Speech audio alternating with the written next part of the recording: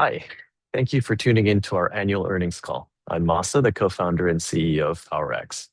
I'll be presenting our financials and then proceed to discussing future business prospects. Please allow me to share our screen.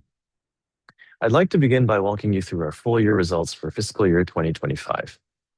We achieved revenue of 19.3 billion yen, and on the profitability side, EBITDA improved to a loss of close to 100 billion yen, bringing us very close to breaking even. Strong revenue growth, higher gross margins driven by production improvements, and tighter control of SG&A expenses contributed to a significant reduction in losses at all levels compared with the previous fiscal year. Against our disclosed earning forecast, we achieved all our revenue and profit targets, excluding ordinary profit. To give you a bit more detail, on revenue, demand for battery storage systems for grid-scale storage facilities remained very strong, and in Q4 alone, we recorded approximately 12 billion yen in revenue. For operating profit and EBITDA, as mentioned earlier, gross margin improvements and SG&A control contributed significantly to the improvement in profitability.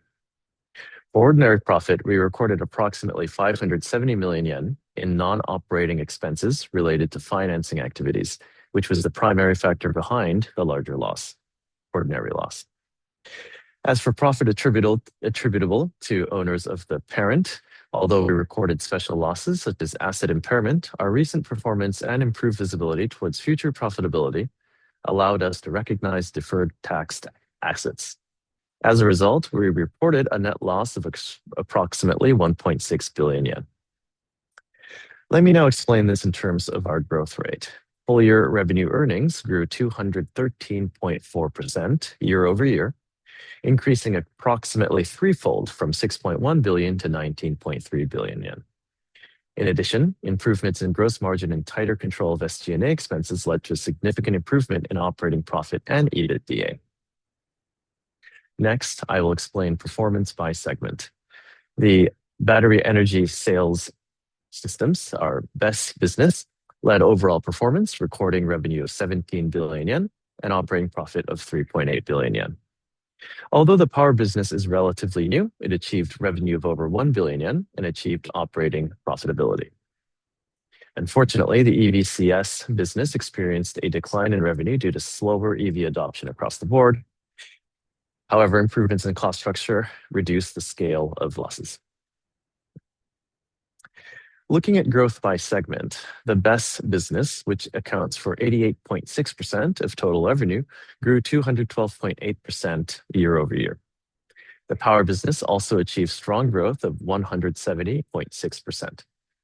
For the EVCS business, we expect difficult conditions to continue until EV adoption expands further.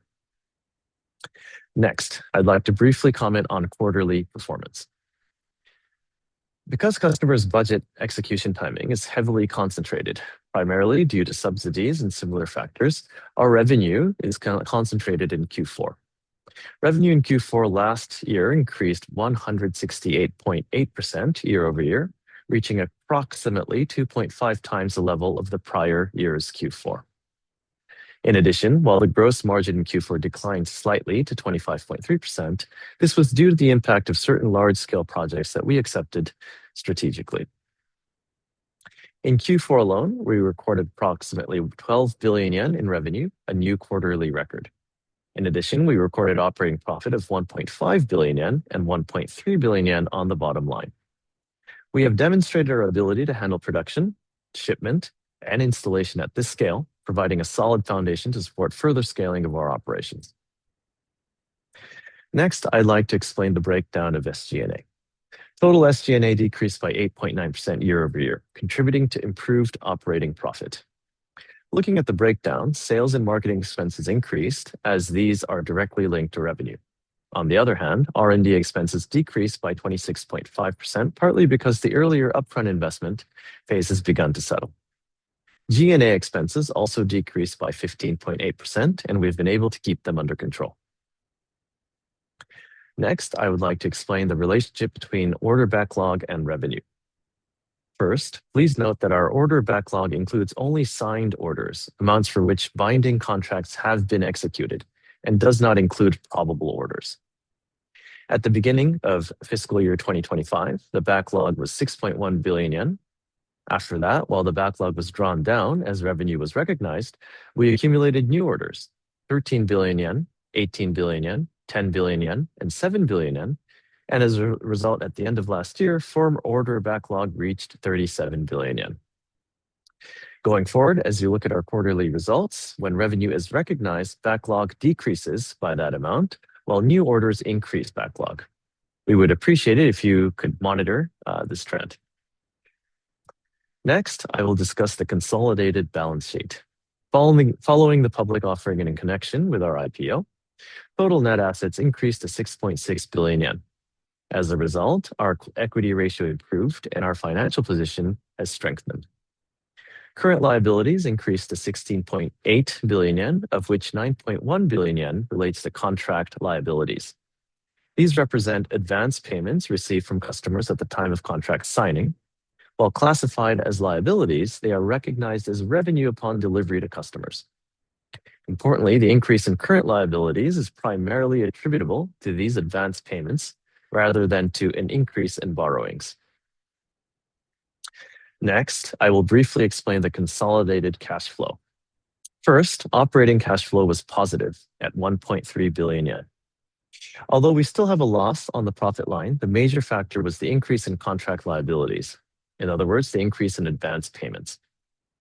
Next, cash flow from investing activities. Up to 2023, it had been approximately 4.1 billion yen of investment, but for last year and this year, it's around 1.4.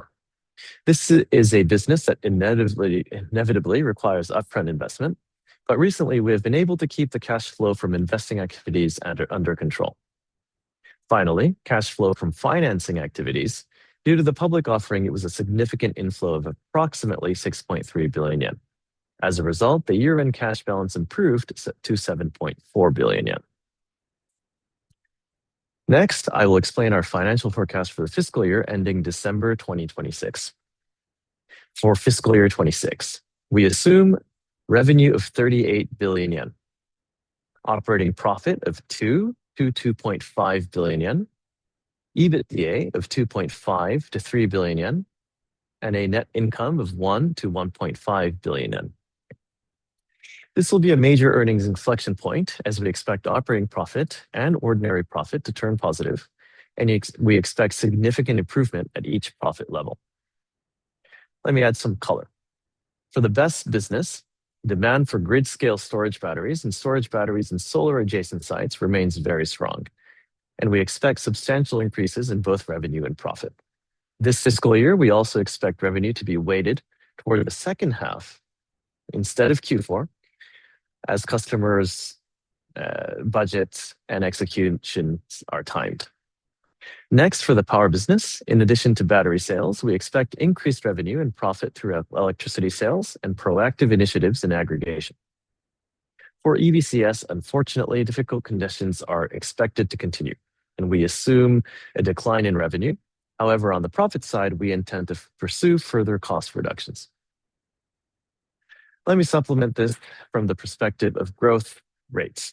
For revenue, we expect a 98.8% increase year over year, or approximately 2x in growth. For operating profit and EBITDA, we expect to turn profitable in line with this significant revenue expansion. This time, we are disclosing our forecast as a range, so I'd like to briefly explain why. Since January of this year, 2026, the phased removal of Chinese export tax rebates, they're basically VATs, and tighter lithium export controls and pre-deadline rush in demand have converged to drive up raw material prices, creating a risk of rising module costs from suppliers. While lithium prices are stabilizing and shifts to competitive new products are planned, short-term performance may be impacted. Conversely, this situation affects the entire Chinese storage battery market. It is believed there are aspects that contribute positively to the competitiveness of our company, which procures components rather than finished systems. Going forward, lithium prices may also decline. In addition, we plan to implement price pass-through to customers and shift to new products with stronger cost competitiveness. For these reasons, we believe that gross margin improvement can be achieved over the medium to long term, but in the very short term, there remains a possibility of impacts on our performance. Also, many of these developments in China affect not only us, but all battery storage products exported from China and imported into Japan. Therefore, for companies like ours that procure only components, we believe that in relative terms, these changes may contribute positively to competitiveness. As for exchange rates, we assume 155 yen to the US dollar in our business plan, but despite having entered into certain FX hedges, volatility has still been very high this year and difficult to forecast US dollar to Japan procurement costs. Depending on exchange rate movements, there may be cases where we pass costs through to sales prices, but this takes time. And in the short term, there is a possibility of impacts on performance. Finally, today we announced the Modular data center as a new business. I will talk about this in more detail momentarily, but we are not assuming any revenue from this new business during this fiscal year. And on the cost side, we are only assuming a limited amount of R&D expense. Demand is still difficult to predict, but in the short term, this may also impact performance. Next, I would like to add some supplementary information on the other P&L assumptions and quarterly performance. As mentioned earlier, gross margin has downside risk in the short term compared with last year. For SG&A, we assume headcount increases in sales and marketing to support future revenue expansion. For R&D, while upfront investment related to existing products has decreased, we expect increases versus last year for development of new battery storage products, development related to power transmission transport, and modular data center related R&D. We expect to keep this with a certain percentage of revenue, but is still expected to increase compared with last year. For G&A, we expect a minor increase. Regarding our view of quarterly performance in the BESS business, as projects become larger and deliveries are made in stages, we expect revenue to become more balanced compared with 2025. However, while Q4 concentration is expected to ease somewhat, we still expect revenue to be weighted towards the second half of this year. On current factory utilization, while production capacity itself has headroom, we are controlling staffing and other resources as appropriate, and current utilization is maintained at close to 100%. If orders exceed expectations by increasing staffing to some extent, we believe it would be possible to increase production by approximately 1.5 to 2 times, even in the short term. Finally, regarding our shareholder return policy, we are currently in a growth phase, and rather than allocating funds to dividends, we plan to reinvest them in R&D, capital expenditures, M&A, and other investments that generate further profits and accelerate the company's growth. This concludes the financial reporting part of my presentation, and I would like to now proceed to the business, to explain the business environment to you. Please give me a second while I switch over my slides. Okay. Next page, please. So I'd like to review our order backlog and forward outlook. The order backlog. Due to the adoption of subsidies, the number of orders expected for this year and next year have greatly increased. So for 2026, our projection is to do 38 billion in sales, of which we have 36 billion on order. For next year, we suddenly have a lot of signed and probable orders due to the awarding of subsidies for our customers, amounting to 39.8 billion yen. We have a total of 80.1 billion yen in signed and probable orders for the next 4 years. So if you look at this in a chart, hopefully this is more easier to understand. So 2026, the company is projecting 38 billion in sales, of which again, 36 is on order. And we still have 6 months left to really close more deals. So hopefully we can bring this to the upside a little bit and accumulate as many orders as we can. 2027 is going to be very exciting for us. We already have 39.8 billion yen booked, and we still have 18 months left of sales opportunities remaining. We don't expect SG&A to increase significantly for 27, although we are not projecting certain numbers yet. So we should increase our profitability moving forward. Now, there may be a concern that with all these new orders, may be concern on fulfillment, and this is not the case. So as I explained earlier, even for this year, we are able to increase production simply by increasing the hours that the factory is in operation. Right now, we're running on one shift and on no overtime, and of course, taking the weekends off. But if push comes to shove, we can increase production even this year. For next year, we are deploying capital to increase the factory capacity itself. And that will then translate into increased capacity in 2028 as well. Again, we still have plenty of time to prepare for 2027, and we will be disclosing how we plan to increase production in the coming months. Now, if we can get the orders and we can make the orders, the last bit is actually not trivial, but we have a plan for this as well, is to execute, install, and run the orders. So I just wanted to show you this. Last year versus 2024, our revenue again was very weighted into Q4. And in fiscal year 24, this November to December, we installed 47 megawatt hours of batteries with 12 project managers. Last year, 2025, between the same period in November and December, we installed 257 megawatt hours with 9 project managers. So each project manager has a 7x increase in efficiency. So we've installed 93 of our Megapower 2700s in November and December, and we know how to do this really well now. So we're not very concerned about field engineering and installation, and also transportation. All of this has been done and proven that we can do this very well. So I'd like to update you on each of the business segments and also introduce the new business, which is the modular data centers. All right. So when we talked to our investors last, when we disclosed our order pipeline last time, the subsidies were not announced. They were submitted, but it was still in the pipeline, and we did not see them as probable orders as they were not awarded. At the end of December, the subsidies were all awarded to our customers, and PowerX batteries have been awarded in 16 subsidies granted to the tune of 33.4 billion yen for equivalent revenue for us. And that's a 49.2% share. And we were number one in both the number of subsidies granted and the amount, the financial amount granted for subsidies. So we remain the number one energy storage supplier in this segment, as you can see from subsidies. Now that we have lots of installation and lots of projects are going live and being turned on and they're running every day as power plants, we want to provide an extra layer of security and service to our customers. So we do have our field engineering team, which we are actually increasing headcount on. But we have been working with NTT Anode Energy and to provide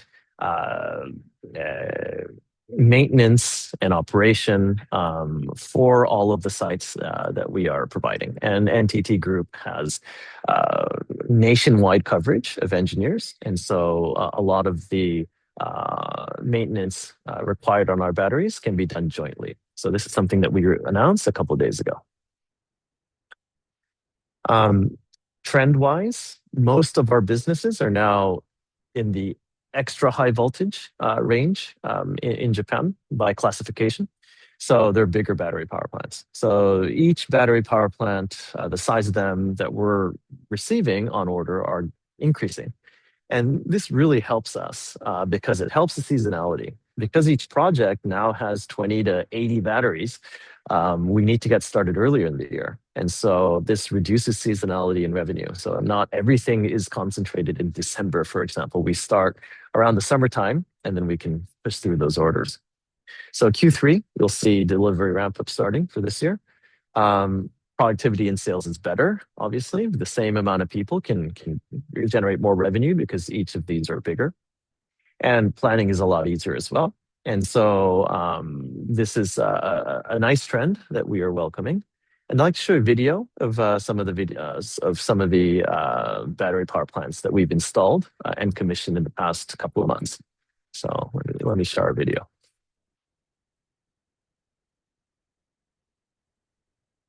Okay, so this is a typical very large scale installation. There's still 20 or 30 batteries, I believe. Some of the bigger projects we have on order are up to 80 batteries in one installment. This is solar adjacent, and this is a new segment, I think, that is going to be very strong in Japan. So this is a 10 or 15 megawatt, very large solar power plant in Kyushu with a lot of our batteries. So this is going to be a new trend as well. So going back to the slides, again, battery power plants are getting bigger. And if you look at our latest press releases, we have a lot of, again, our tier one, the most reputable companies are buying PowerX, and I'm very proud of that. And we hope and are confident this trend will continue. All right, so our power business.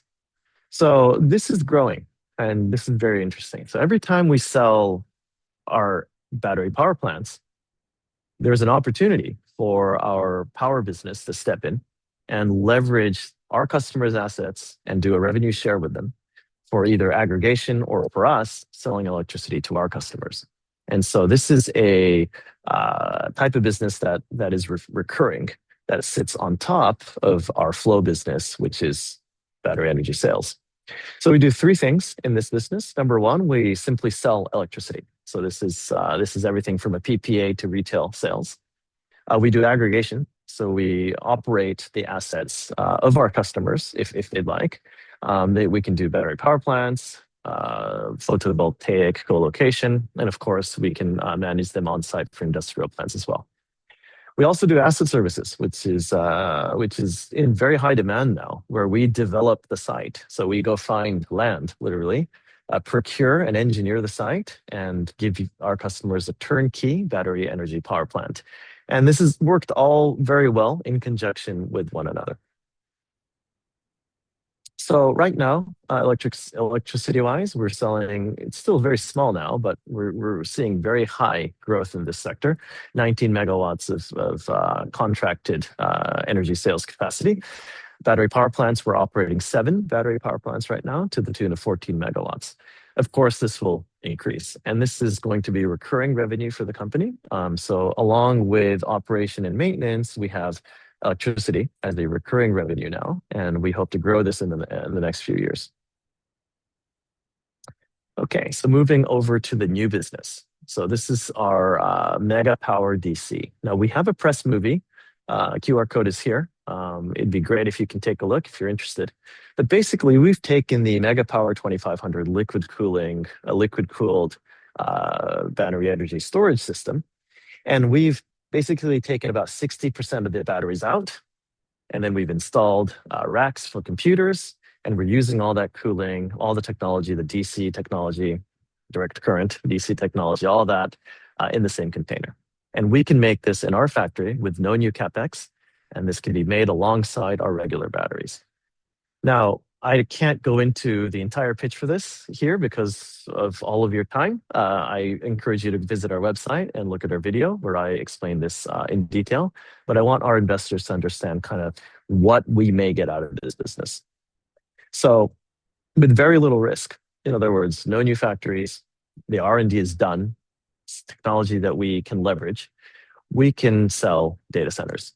Now, if you put together 125 of these Mega Power DCs, we're at hyperscale equivalent in the amount of compute that these units can do. Each of these can be connected by NVLink or any other high-speed connection and act as one. 25 units amount to data centers, 10 units small size, and of course, we have edge data center use cases as well.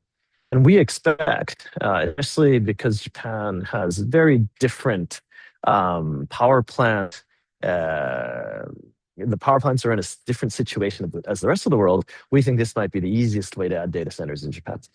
So construction is expensive. Power is very hard to find. Batteries are going to unlock the power, and the containerized, the modular piece will unlock the availability because buildings take a long time to produce.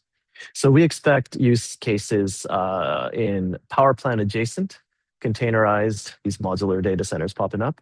We also expect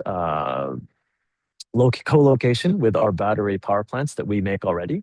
And we also expect very inner city, high density use in edge as well. So if we look at the addressable market, this is actually comparable to batteries, if not larger.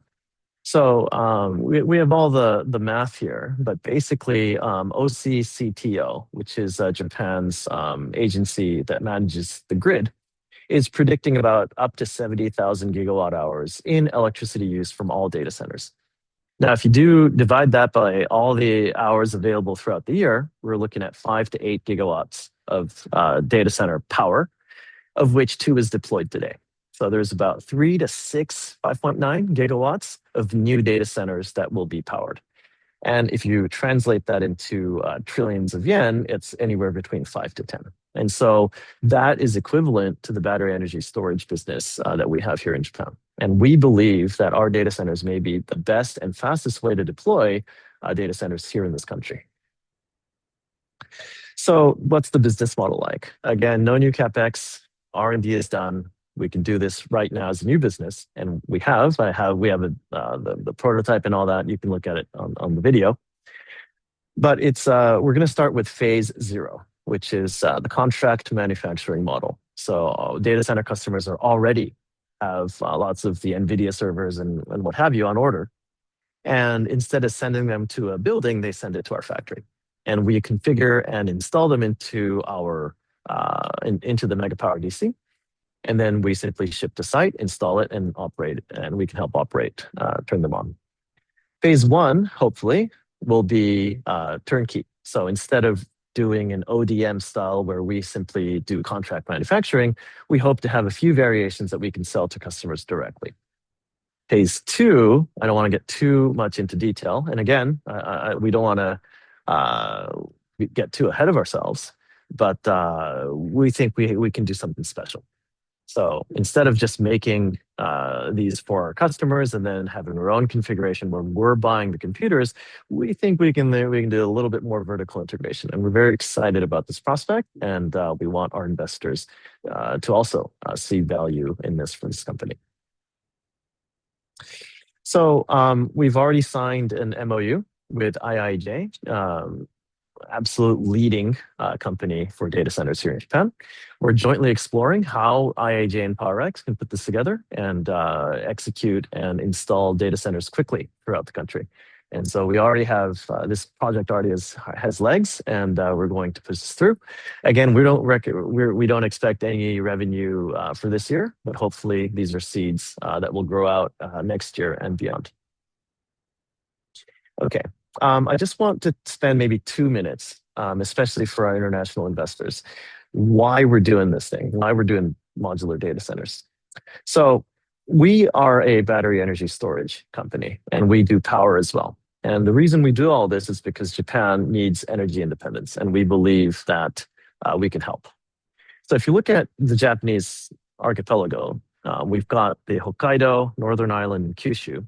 And right up north, where it's actually some of the snowiest cities on Earth, there's a lot of potential to create power. So these green circles show curtailment of power plants. In other words, too much power, can't run the power plants, nobody's using the power.